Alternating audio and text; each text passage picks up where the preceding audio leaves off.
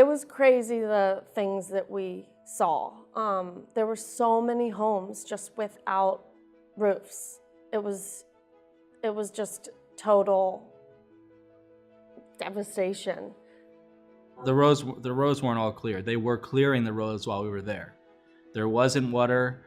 The gas lines were maybe 1 mile, 2-3 miles long. It was bad.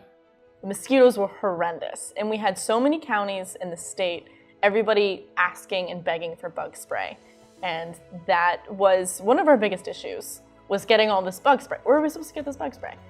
I would get to these small communities. These people had been trapped there from a couple of days before the hurricane, through all of the hurricane, for the several days afterwards till I could get to them. They had no communications, they had no food, they had no water, they had no way to get around because most of their cars were flooded, and even if they hadn't been flooded, there would be no place to go because the gas stations weren't pumping gas because there was no power. So when I showed up there, they were really, really pleased that I was there. It was the first food and the first water that they'd gotten in a long time.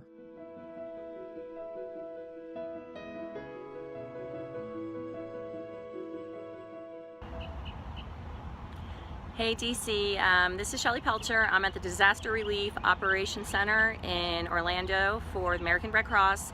I am currently doing disaster assessment, so making sure that every area in the state of Florida is addressed and gets the help that they need. So I was deployed as an emergency response vehicle driver team. However, on my way there, I got a call from the headquarters in Houston that they needed somebody to come work in community engagement partnerships, which is CEP. A community engagement partnership person is somebody who either fills a need or takes something that's donated to us and finds where that donation could go. So I am in financial development here for the Red Cross. At one point I was given a list of things to ask for, and everything started with the number 200,000.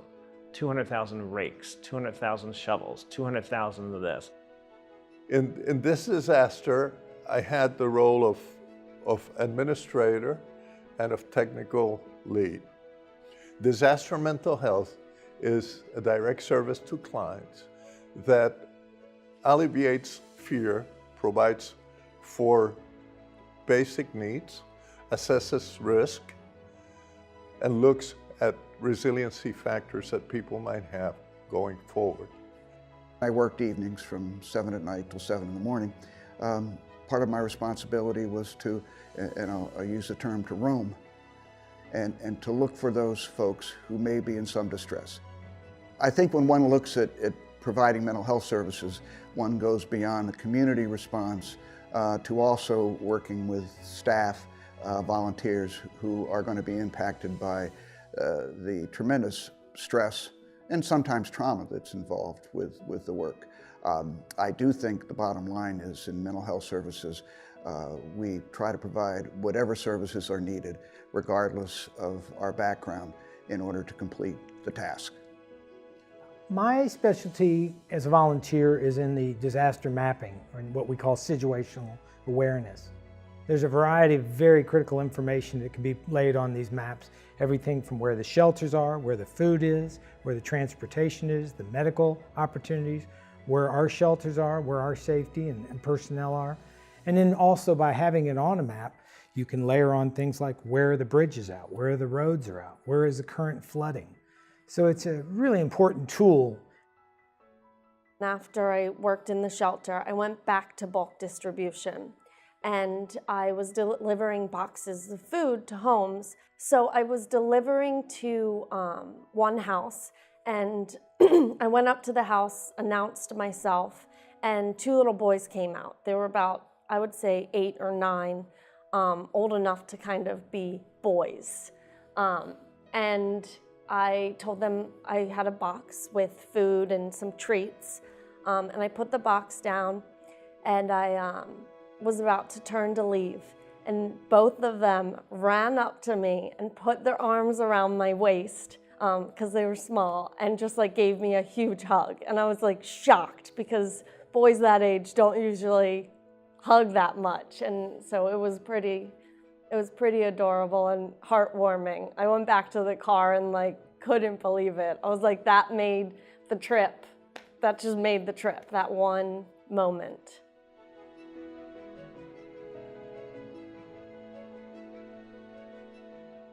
I can't thank you enough for your donations and contributions to the Red Cross.